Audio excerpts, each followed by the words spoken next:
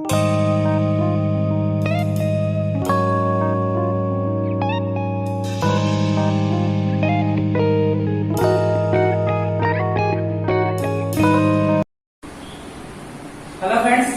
Good morning. आप सबका आपकी एसपी एकेडमी में स्वागत है। आज हम पढ़ रहे हैं बैक्टीरिया, जीवाणु। बैक्टीरिया, जीवाणु ये अति सूक्ष्म जीव होते हैं। बैक्टीरिया क्या होते हैं? अति सूक्ष्म जीव होते हैं। ये प्रोकैरियोटिक एक कोशिकीय जीव होते हैं। जो बैक्टीरिया है वो प्रोकैरियोटिक एक कोशिकीय जीव होते हैं, जिसके अंतर्गत कोशिकाओं का पूर्ण विकास नहीं होता है। ये अति सूक्ष्म होते हैं। सर्वप्रथम हॉलैंड के निवासी एंटोनी वॉन लियोनेक ने 1683 में लार के अंदर, जल के अंदर और मल के अंदर सूक्ष्म जीवों को देखा माइक्रोस्कोप से, सूक्ष्मदर्शी से, और लीनियस ने इसे वर्मिस जीनस में रखा। लीनियस ने इसे वर्मिस जीनस में रखा। उसके बाद एहरेनबर्ग ने 1829 में सर्वप्रथम बैक्टीरिया नाम दिया। सर्वप्रथम नाम किसने दिया? एहरेनबर्ग ने 1829 में सर्वप्रथम बैक्टीरिया नाम दिया। लेकिन खोज किसने की? एंटोनी वॉन लियोनेक ने 1683 में। और जो बैक्टीरिया का अध्ययन किया जाता है, जिसके अंतर्गत जीवाणुओं का अध्ययन किया जाता है, उसे क्या कहते हैं? उसे बैक्टीरियोलॉजी कहते हैं। क्या कहते हैं? बैक्टीरियोलॉजी। क्लियर यहां तक? कोशिका भित्ति, इनकी कोशिका भित्ति म्यूरोमिक की अम्ल की बनी होती है। इनकी कोशिका भित्ति म्यूरोमिक एसिड की बनी होती है। इसमें प्रोटीन, लिपिड सब होते हैं। लेकिन कुछ बैक्टीरियाओं की भित्ति, जो कुछ बैक्टीरिया होते हैं, उनकी कोशिका भित्ति काइटिन की भी बनी होती है। किसकी बनी होती है? काइटिन की भी। इसमें आनुवंशिक पदार्थ एक वलिड डीएनए तंतु होता है। इसके अंतर्गत एक डीएनए पाया जाता है। जो आनुवंशिक पदार्थ है, जेनेटिक्स, वो डीएनए पाया जाता है। लेकिन डीएनए के अलावा एक गुणसूत्र होता है। कई बार क्वेश्चन पूछ लिया जाता है कि डीएनए के अलावा गुणसूत्र जीवाणु में पाया जाता है। उसे क्या कहते हैं? प्लाज्मिड। उसे प्लाज्मिड कहते हैं। उसे क्या कहते हैं? प्लाज्मिड। और इसके अंतर्गत असूत्री विभाजन पाया जाता है। जो बैक्टीरिया होते हैं, उसके अंतर्गत जो विभाजन होता है, वह असूत्री प्रकार का विभाजन पाया जाता है। अब बैक्टीरिया, जीवाणु विभिन्न आकृति वाले होते हैं, भिन्न भिन्न आकार वाले होते हैं। बैक्टीरिया आकार में भिन्न भिन्न होते हैं। जीवाणु अपने आकार में भिन्न भिन्न आकार वाले होते हैं। जो गोलाकार आकार वाले होते हैं उन्हें कोकस कहते हैं, और जो सालाकार रूपी होते हैं उसे दंडाणु कहते हैं, और जो सर्पिल आकार वाले होते हैं उन्हें विब्रियो कहते हैं। अब इनकी ये जो पोषण, जो बैक्टीरिया वो अपना पोषण कैसे प्राप्त करते हैं? ये कोशिका भित्ति से अवशोषण कर अपना पोषण प्राप्त करते हैं। पोषण को दो भागों में डिवाइड किया। जो पोषण था उसे दो भागों में डिवाइड किया, स्वपोषी और परपोषी। स्वपोषी और परपोषी। स्वपोषी मतलब जो अपना भोजन स्वयं बनाते हैं, वे स्वपोषी कहलाते हैं। और परपोषी जो अपना भोजन दूसरों से प्राप्त करते हैं, वो परपोषी होते हैं। अब स्वपोषी को दो भागों में डिवाइड किया, रसायन संश्लेषण और प्रकाश संश्लेषण। नाम से ही पता चल रहा है, रसायन संश्लेषण वे जीवाणु जो रासायनिक पदार्थों के विघटन से अपना भोजन प्राप्त करता है, वो क्या कहलाते हैं? रसायन संश्लेषी। उसके एग्जाम्पल है एजेक्टोबैक्टर और नाइट्रोसोमोनास।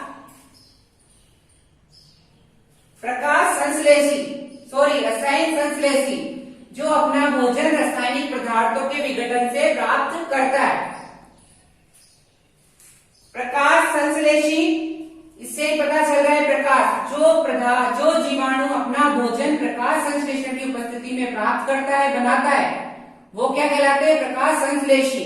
उसका उदाहरण है क्रोमेटियम। क्लियर? अब परपोषी, जो अपना भोजन दूसरों से प्राप्त करते हैं, वो क्या कहलाते हैं? परपोषी। उसे 3 भागों में डिवाइड किया, मृतोपजीवी, परजीवी और सहजीवी। मृतोपजीवी, परजीवी और सहजीवी। मृतोपजीवी, जो जीवाणु अपना भोजन मृत कार्बनिक, अकार्बनिक पदार्थों से प्राप्त करते हैं, वो क्या कहलाते हैं? मृतोपजीवी। उसका एग्जाम्पल है लैक्टोबैसिलस। लैक्टोबैसिलस। और परजीवी, जो अपना भोजन दूसरों जीवाणुओं से प्राप्त करते हैं, वो क्या कहलाते हैं? परजीवी। इसका एग्जाम्पल है माइक्रोबैक्टीरियम। माइक्रोबैक्टीरियम। और जो सहजीवी, जो अपना भोजन जीवाणु एक दूसरे जीवाणु से प्राप्त करते हैं, एक जीवाणु का दूसरे जीवाणु से लाभ होता है, उसे सहजीवी कहते हैं। उसका एग्जाम्पल है राइजोबियम। जीवाणुओं से होने वाले मनुष्य के अंतर्गत कौन कौन से रोग होते हैं बैक्टीरिया से? तो मैंने आपको समझाने के लिए एक ट्रिक है। पंडित की ट्रिक न्यू है। पंडित की ट्रिक न्यू है। ये सारे रोग मनुष्य के अंदर होते हैं बैक्टीरिया के द्वारा, जीवाणुओं के द्वारा। तो सबसे पहले लिया पंडित, तो पंडित का पे मतलब प्लेग। प्लेग रोग बैक्टीरिया के द्वारा होता है। यह पास्चुरेला पेस्टिस नामक बैक्टीरिया के कारण होता है। इसका वाहक चूहों में पाए जाने वाला पिस्सू होता है। यह रोग किसमें होता है? चूहों में पाए जाने वाला पिस्सू होता है, जो चूहे के शरीर के अंदर प्रवेश कर चूहे के खून को चूसता है। ये चूहे में होता है प्लेग रोग। और जो वायु के माध्यम से मनुष्य के शरीर में फैल जाता है, इसके कारण क्या हो जाता है? प्लेग हो जाता है। क्लियर? सेकंड है डिप्थीरिया। सेकंड है डिप्थीरिया। ये कोरिनोबैक्टीरियम डिप्थेरी नामक जीवाणुओं के द्वारा होता है। कोरिनोबैक्टीरियम डिप्थेरी, इसका संक्रमण गले के अंतर्गत होता है। जो इसका इन्फेक्शन होगा वो गले में होगा।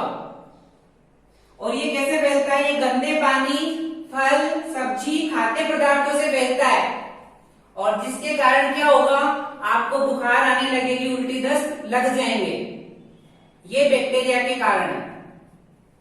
कौन सा है? डिप्थीरिया। क्लियर? भाई कौन से बैक्टीरिया के कारण, कौन से जीवाणु के कारण होता है? इसका इन्फेक्शन किसके अंतर्गत हो रहा है और ये किसके कारण फैल रहा है और इसके क्या प्रभाव हो रहे हैं? क्लियर? अब जैसे है तपेदी, जिसे अपन टीबी भी कहते हैं, इसे टीबी भी बोलते हैं, तपेदी, और इसे क्षय रोग भी कहते हैं। इसका संक्रमण माइक्रोबैक्टीरियम ट्यूबरक्लोसिस नामक जीवाणु के द्वारा होता है। माइक्रोबैक्टीरियम ट्यूबरक्लोसिस नामक जीवाणु के द्वारा होता है, जिससे फेफड़े, इसका प्रारंभ इसका धीरे धीरे फेफड़े से स्टार्ट होता है, फिर खांसी आने लगती है, शरीर में थकान महसूस होने लगती है, शरीर एकदम पतला, दुबला, कमजोर होता चला जाता है। किस बीमारी के कारण? टीबी के कारण। आप देखना, जिसको टीबी हो जाती है वो एकदम बिल्कुल थका, अपने आप को बिल्कुल थका हुआ सा, कमजोर सा, पतला, दुबला, उसकी आंखें अंदर बैठ जाती है, उसका शरीर एकदम दुर्बल हो जाता है। क्लियर? अब लिया आपने टी से टिटनेस, आप इसको सब जानते हो। और आपको पता होना चाहिए टिटनेस किसके कारण है, कौन से बैक्टीरिया के कारण होता है, माइक्रोबैक्टीरियम टिटनी, इसके कारण यह फैलता है। टिटनेस में आपने कभी देखा होगा जब अपन खेलते हैं, बच्चे होते हैं तो लोहे की चीजों से अपन को लग जाती है, तब अपन टिटनेस का इंजेक्शन लगाते हैं। इसका नाम टिटनेस क्यों था? और ये किसमें फैलता है? ये क्या होता है, मांसपेशियों के अंदर इसमें सिकुड़न हो जाती है। जो अपनी मांसपेशी होती है उसके अंदर क्या हो जाता है, सिकुड़न हो जाती है, जिसके कारण इसका आकार किसके आकार, धनुष के आकार का बन जाता है। इसीलिए इसे धनुषाकार भी कहते हैं टिटनेस को। क्लियर? और ये किसे प्रभावित करता है? ये तंत्रिका तंत्र को प्रभावित करता है, नर्वस सिस्टम को। क्लियर? उसके बाद कैसे लिया अपन ने कुष्ठ रोग। कुष्ठ रोग इसका ये कौन से बैक्टीरिया से ये होता है, माइक्रोबैक्टीरियम लेपी के द्वारा इसका संक्रमण होता है, और इसे हैंस रोग भी कहते हैं। कई बार एक क्वेश्चन पूछ लिया जाता है कि हैंस रोग किसे कहते हैं, तो कुष्ठ रोग को ही हैंस रोग कहते हैं। क्यों? क्योंकि हैंस नामक वैज्ञानिक ने 1857 में कुष्ठ रोग की बैक्टीरिया के बारे में खोज की थी।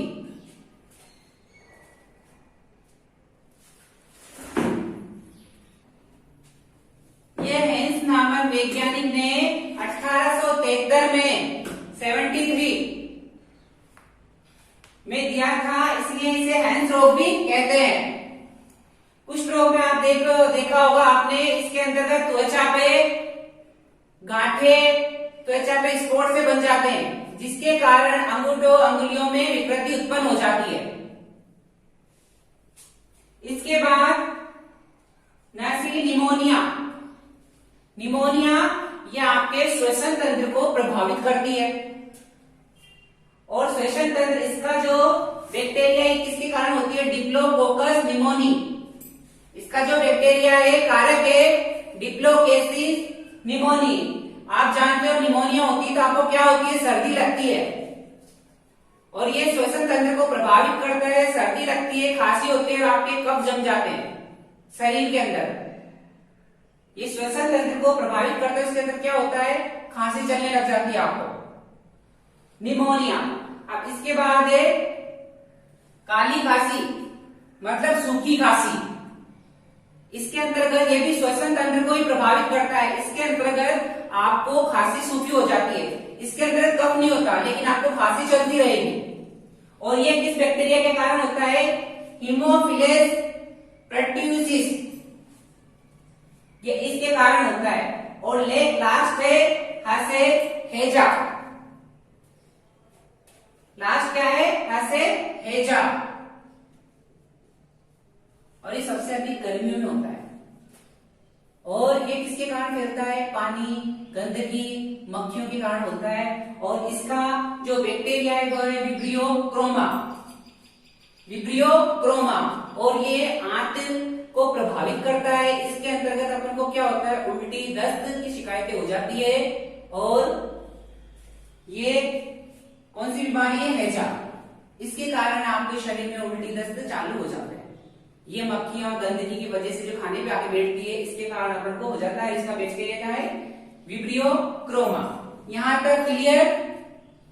ये मनुष्य में होने वाले रोग थे बैक्टीरिया के द्वारा।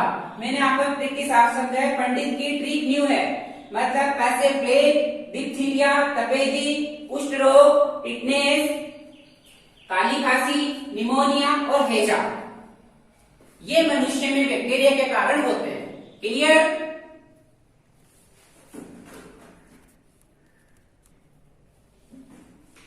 अब पादपों में होने वाले रोग, बैक्टीरिया के कारण पादपों में कौन कौन से रोग हो जाते हैं, जीवाणु के द्वारा पादपों में होने वाले रोग। आलू का सेतल रोग, यह स्यूडोमोनास सोलेनेरेसियरम से होता है। इस बैक्टीरिया के कारण होता है। स्यूडोमोनास सोलेनेरेसियरम नामक जीवाणु के कारण आलू में सेतल रोग हो जाता है। चावल का अंगमारी रोग, जेंथोमोनास ओराई, जेंथोमोनास ओराई नामक जीवाणु के कारण होता है।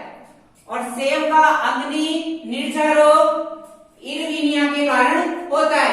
ये सब रोग बैक्टीरिया के कारण उत्पादकों में होने वाले रोग हैं।